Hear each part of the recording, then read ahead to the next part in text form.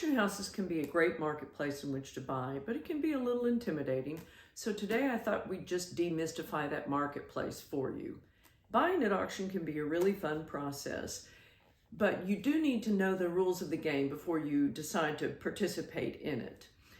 Each auction house has its own conditions of sale, and we'll have that printed somewhere. If it is an auction house that does printed catalogs, you will find a conditions of sale statement either in the back or the front, and that's the first place to familiarize yourself with how to buy. The rules are all there. It's a lot of legalese, but fairly easy once you read a few of these to figure out what you need to know.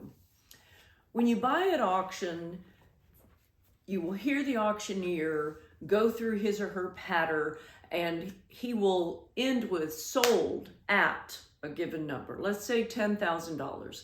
That number that the auctioneer hammers down on is called the hammer price. And that is the beginning of your price. You will not walk out of the auction house with your artwork for the hammer price.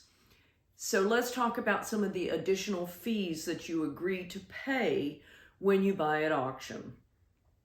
First, there's always a buyer's premium. That varies from auction house to auction house. The average nowadays is anywhere from the low end 20% additional to the high end 27%. So if, for instance, your piece hammers at $10,000, you've agreed to pay that $10,000 plus an additional 20 to 27%.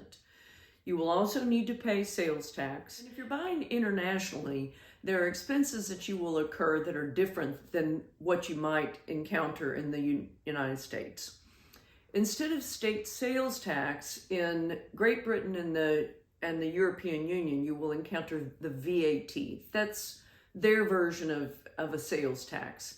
You will also encounter the artist resale rights, ARR, as an additional expense for any artist who is living or has lived within the last 70 years.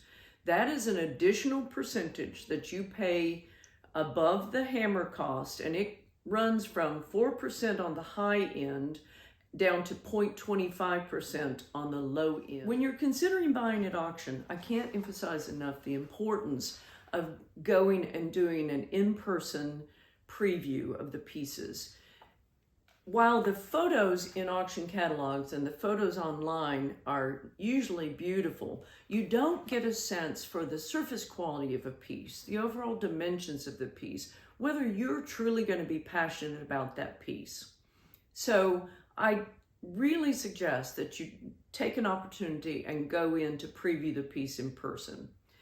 When it comes to bidding, you'll be able to bid in person. You can attend almost any auction in person. You can bid online. After you've done your preview, you can just watch for when the sale starts. Go on your computer and register to bid and bid online.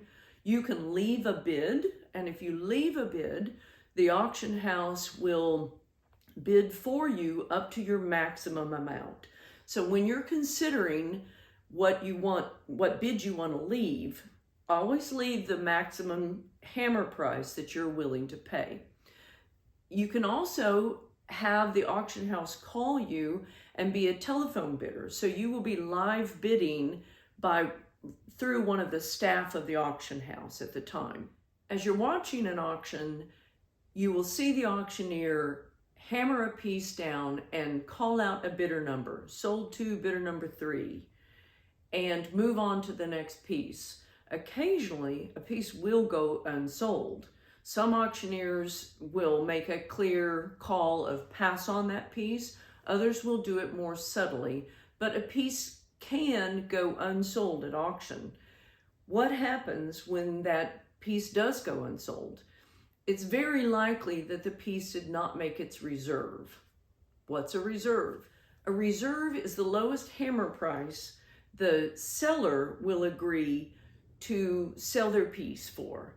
So if the estimate is $10,000 to $12,000, The reserve will be some point under that $10,000. That is negotiated between the seller and the auction house. They're never published. Some pieces are sold without reserve, but a reserve is the lowest figure the seller has agreed to sell his or her work by. So that brings us to selling at auction. Selling at auction can be an amazing way to maximize your take when you sell something, but not every art piece is auctionable. There are lots of very talented living and working artists who do not develop a secondary market until long after their life is over. So your piece may or may not be auctionable.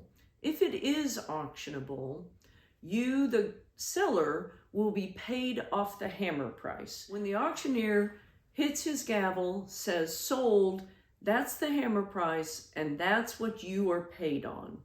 Let's talk about some of the costs that are involved in selling at auction. Seller's commission now varies.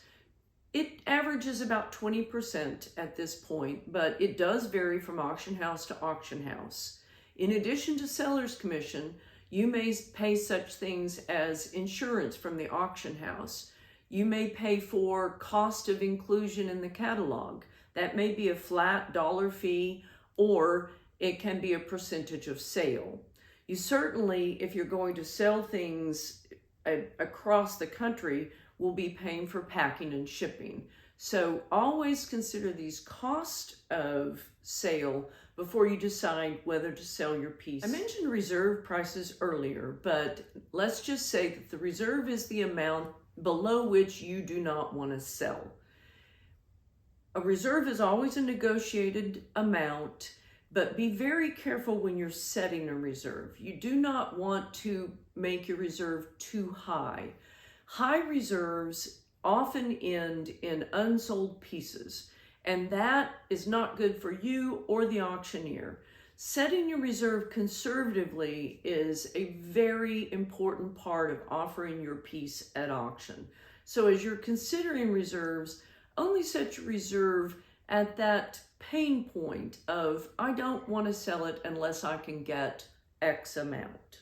Selling at auction can be a great way to maximize your profit, but it's not an overnight transaction.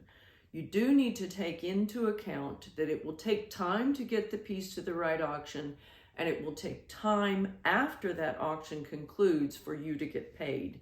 So if you need your money quickly, auction may not be the right marketplace for you to sell in.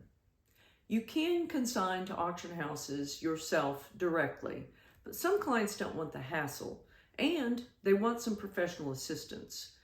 We've been brokering artwork for clients for many years now.